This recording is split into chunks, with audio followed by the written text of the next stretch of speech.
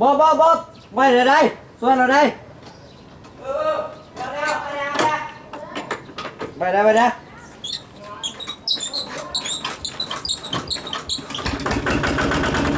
เดินลูกลืมทงข้าวป๊อบ รถน้ำเอาเหรอ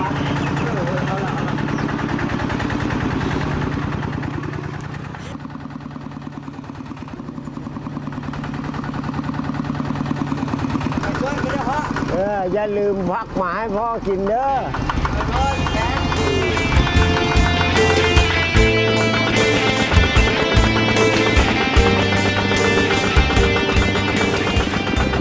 ต้องไปทางภาคเป็นก็ได้เชี่ยวป่ะ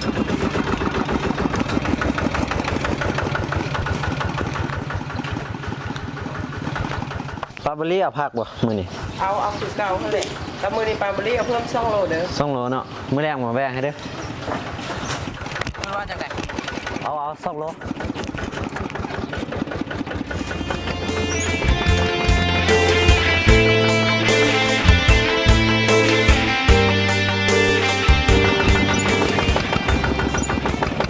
เอาวับผู้ใดนั่นคือบ่เอิ่มเนี่ยเลิกผมว่ามือนี่เอาไปว่าหาได้ไป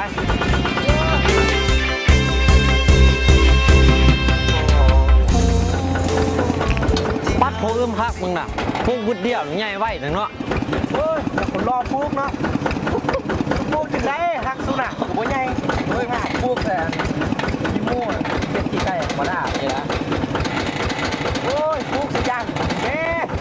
น่ะเบิ่งแม่การบักใหญ่กูซื้ออายุพักเหมือนกันโอ้ยปลูกสู้ฮันเบิ่งแม่ฮักปลูกรุ่นใหญ่ก็งามกว่าโอ้ไปเลยเบิ่งแม่นะเบิ่งแม่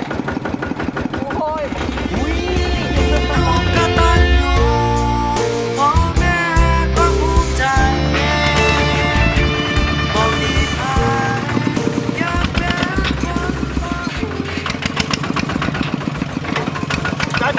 จ้าสิโรนี่ละ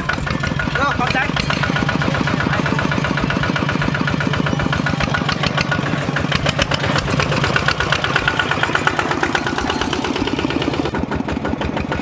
ตื่นจะกูบ่ใส่ปุ๋ยเคมีอันคือบักเอิ้มฮะโอ้ยใส่ปุ๋ยเคมีมันอันตรายต่อผู้กินแล้วก็อีกอย่างพ่อแม่เฮาก็พาปลูกมาจังซี่เนาะนั่นล่ะพักบ่งามก็ย่ามันเนาะว่าแต่คนกินกูเป็นอันตรายแล้วก็พอนะบ่สร้างมิตรดีตัวน้อยก็สร้างมันเท่าเอ้ยก็เท่าไล่แล้ว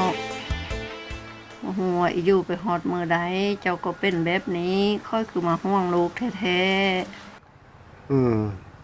พ่อให้เจ้านั้นอยู่ดีกินดีเถอะอยู่ดีมีแหงเถอะเท่าเอ้ยค่อยก็คือกันนั่นล่ะค่อยจักดีค่อยก็ได้คันถ้าว่าโอ้การเจ็บกันเป็นก็คือทอดลำรู้กำเตาหั่นล่ะบ่มอสิแล้วเหรอวะมอสิแล้วอีกบ่นี่ก็แล้วล่ะไว้เด้อมอสิค่ำแล้วจนนั้นมันบ่ทันได้คายเพิ่นนะ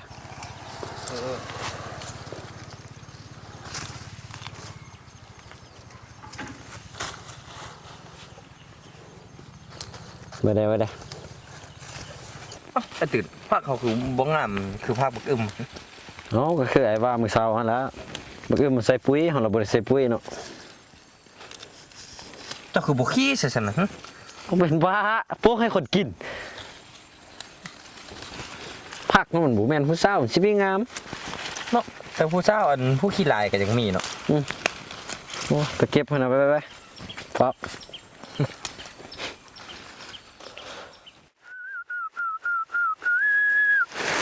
โอ้ฮักกูนี่แห้งกินแห้งแซ่บปุ้ยนี่ก็แห้งใส่แห้งงามวู้คักเบิ่งฮักเขาไม่เหรอน่ะบ่ใส่ปุ้ยใส่ยาเป็นเกณฑ์ฮักน่ะ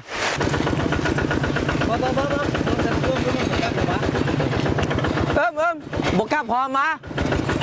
เมียสัญญาณก่อนไปเลยประเดี๋ยว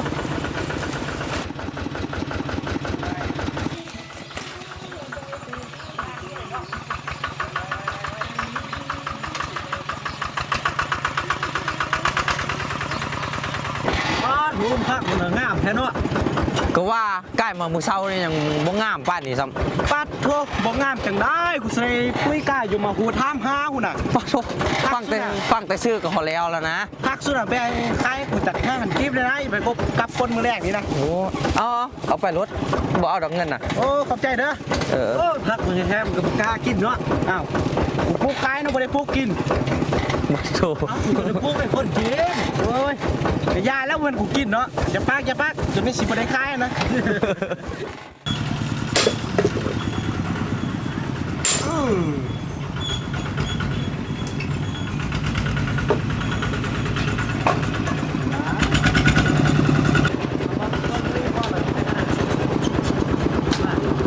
โอ้ยเนาะอ้าวหอเจ้าก็ได้เฮ็ดบ่ได้ก็ยังเฮ็ดอยู่เนาะอันนี้ก็ได้ เดี๋ยวพออีถึงหน่อย ไปนั่งอยู่พูนะ บอกพอไปกันจมอย่าลุมเด้อ อุ้ยเจ้าก็ได้เฮ็ดบ่ได้ก็ยังเฮ็ดอยู่เนาะบ่ต้องเฮ็ดลูกสิเฮ็ดดอก ลูกไปเสิร์ฟข้าวมาใส่ไปแม่สิดังไฟท้า เลย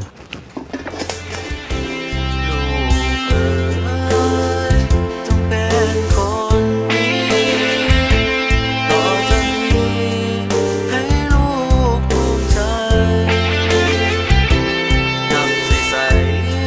ๆรอเลี้ยงห่างได้ก่อนเจ้าสิใหญ่มาได้ทุกมือนี้ลูกกตัญญูพ่อแม่ก็ภูมิใจ บอกมีพายอยากเป็นคนต้นผู้เป็นคุณพ่อแม่ก็สุขใจเมื่อต่อไปเพิ่นเบิดแน่เจ้าเบิ่งแย่พ่อแม่ภูมิใจเพิ่นจากไปหัวใจยังห่วงหา ของฮอตสิเก็ตโอ้ให้มันมืองามเดียวจะพักเป็นอย่างนี้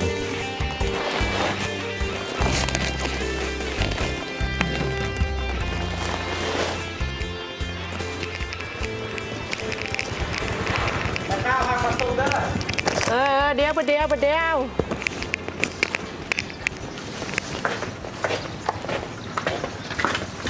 เท่าไหร่ สอนกิมเก่าหั่นล่ะตอนนี้ร้านกระเสียวหลาย โอ้ยเดี๋ยวสืบสิเอาซอกเนาะ โอ้เด็กซอกกระเสียวว่าอยู่แล้ว ขอบใจเด้อพักงามๆมาส่งเด้อ โดย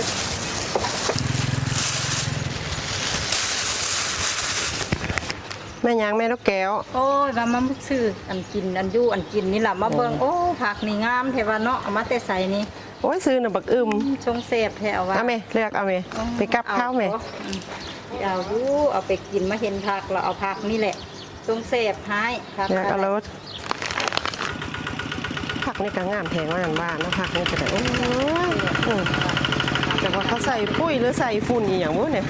งามคักงามแน่ โอ้คำนองเขาแทนมีแต่ขี้หมูนั่นแหละเป็ดขี้ไก่เขาเอาใส่ งาม นั่นแหละ การบักใหญ่คุณนะซุ่มเลยก็ได้ ไปเฮ็ดยำก่อนแซ่บเอาคนนี้บ่ได้กินยำโดนละ เราไปเรียกภาคมันเป็นบ่มึง ว้าวว่าหามอย่างไรยุงเด้มื้อหน้าก่อนเด้อ ผักสวยงามเอาแท้เอาว่าเนาะมีแต่ ก็อย่างว่า บักใหญ่ มันเขาบอกเขาบอกแต่ตื่นเสื้อสีงามปานนี้ก็กุ๊กนิดน้อยนี่การนิดน้อยนี่ กระบุใส่ฝุ่นว่าเล็กน้อยอันนี้ เพิ่นเอาอยู่วะบ้าน บอกเพิ่นว่ามีอยู่เบิดแล้วเฮ็ดสิบ่โอ้ย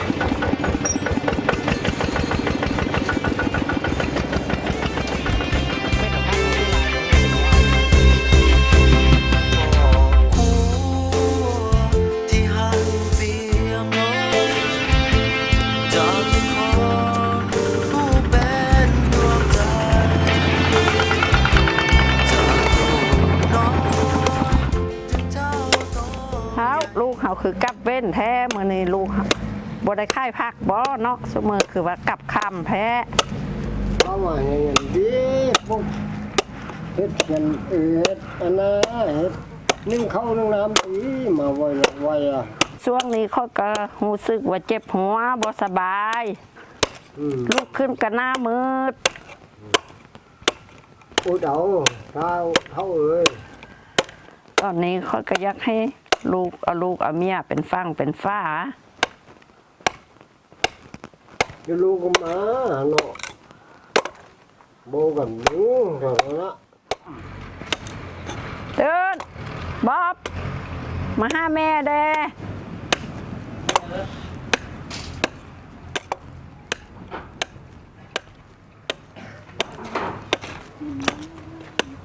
ยังแม่ แม่ก็อยากให้ลูกเอาเมีย น้องแม่ก็ว่าแบบนี้แม่บ่สบายบ่ แม่มียังบ่สบายใจก็บ่พวกดูมั้ย ลูกเอาลูกเอาเมียแล้วแม่ก็เป็นฟังเป็นฟ้าแล้วแม่ก็บ่ห่วงลูกมีความสุขแล้ว อันเรื่องเอาลูกเอาเมียนะลูกบ่เอาเขาดอกอันลูกอยู่นำพ่อแม่ก็มีความสุขแล้วในก็อีกอย่างของเบิ่งแย่งกันแล้วมันมีความสุขแล้ว ลูกกตัญญูพ่อแม่ก็ภูมิใจบ่มีใครอยากเป็นคนต้นผู้เป็นคุณพ่อแม่ก็สุขใจ ตื่นบ๊อบจะฟ้าไป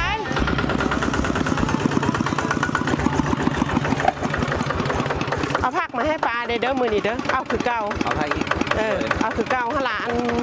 มื้อนั้นปลาซื้อน่ะบักอึ้มเนาะเป็นจังฮึมันกินแล้วมันเป็นหืนๆน่ะ กินเราหึนคอจะว่าบ่ได้เดียวกินน้ำอยู่ตลอด แล้วก็ใส่ตู้เย็นอันดำขึ้นมันก็เน่าตายชัดเน่ามัน มันใส่ยาหลายที่บ่คือ จากแล้วปลากระบูฮูเนาะแล้วล่ะมาให้ปลาคือเก่าเด้อ เดี๋ยวกลับมาสิมาแวะเด้อ นั่นล่ะปลา ลูกกตัญญูพ่อแม่ก็ภูมิใจบ่มีใครอยากเป็นคนต้น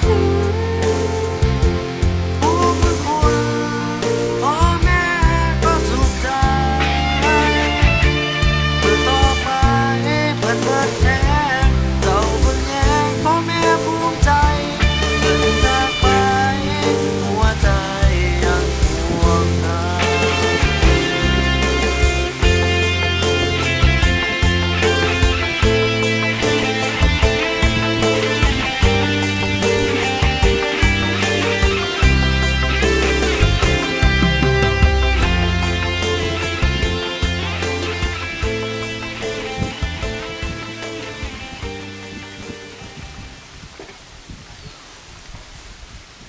โอ้ยเดือนปุ้ยเขาก็มอสิเบิดแล้วได้นี่ บ่พอเนาะมื้อนี้ บ่พอจัง ไปเกลือหมูเนาะเอามาเอ้ย โอเค แบบเพิ่นลองปนแป้งดูกันใบสอดเปิด ปุ้ยทำบ่แม่น อันนั้นธรรมศาสตร์ภาคธรรมศาสตร์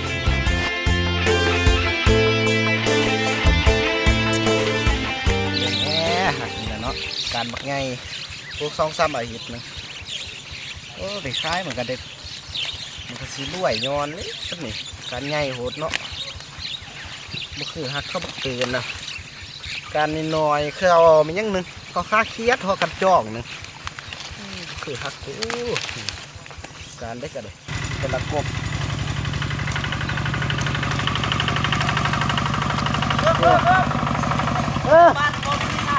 โอ้ยบ่ไปสิร้อนสวนเป่าฮักอย่าเข้ามาฮักบ่ไปเลย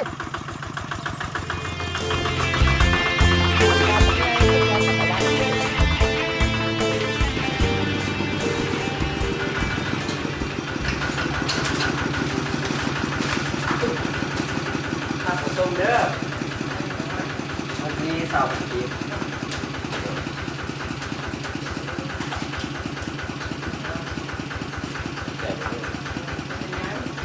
หน้าเราปลาที่เอานี่ปลาเอามาให้ปลาเวลาเส้นเด้อ เวลาแซ่บ แม่หลักว่าปลาสิเอาไปค่ายต่อ โอ้เข้าใจเลยมันน่ามันนี่ เป็นยังเป็นยัง เข้าใจเด้อปลา บ่แม่นยังดอก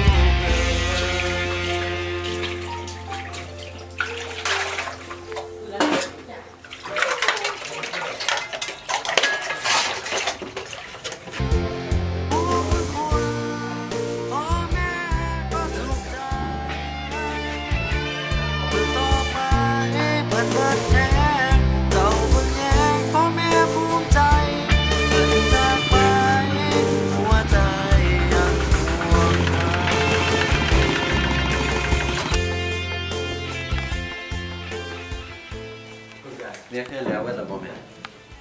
ยังจะปงของเขา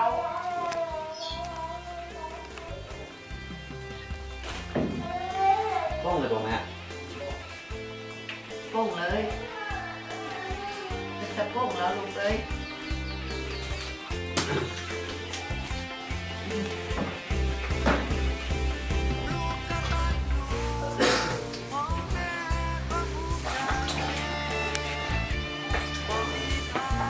มาครับมือเห็นแต่ใครผักนี้เอามันรีบ นี่คือว่ามาเสร็จเลย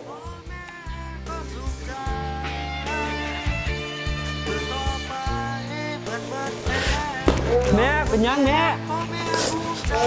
บ๊อบแม่เป็นยัง แม่จะเป็นหยัง